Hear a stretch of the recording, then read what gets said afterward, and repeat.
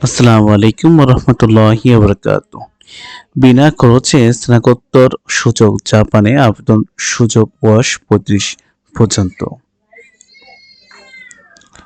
আন্তর্জাতিক শিক্ষার্থী স্কলারশিপ আওতাধীন বিনামূল্যে ২ বছর মেয়াদী স্নাতকোত্তর প্রোগ্রামে অধ্যয়নের সুযোগ দিচ্ছে সূর্যোদয়ের দেশ জাপান। এই স্কলারশিপের কিতাবি নাম ইডিপি স্কলারশিপ।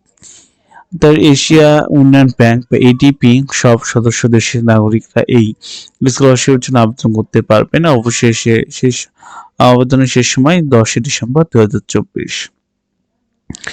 এডিপি স্কলারশিপ প্রোগ্রামের মাধ্যমে জাপানের সরকার প্রতি বছর ৩০০টিরও বেশি বৃত্তি দিয়ে থাকেন। শিক্ষার্থীরা এনভায়রনমেন্ট স্টাডিজ, ইন্টারন্যাশনাল স্টাডিজ, তারপরে মাস্টারমেন্ট science, civil engineering and infrastructure development, public policy, urban engineering, human and engineering, তারপর এনভায়রনমেন্ট স্টাডিজ, স্বাস্থ্যবিজ্ঞান, পরিবেশ ব্যবস্থাপনা বিজ্ঞান, সমুদ্র বিজ্ঞান সহ পছন্দ ভিন্ন বিভাগে ভর্তি হতে পারবেন। জাপানের সেরা বিশ্ববিদ্যালয়ের মধ্যে অন্যতম বিশ্ববিদ্যালয় হচ্ছে টোকিও বিশ্ববিদ্যালয়, দ্য ইউনিভার্সিটি অফ টোকিও। বিশ্ববিদ্যালয়টি 1877 সালে মেইজি সরকার আমলে প্রতিষ্ঠিত হয়। জাপানের অন্যতম বিখ্যাত শহর টোকিও শহরে তারপরে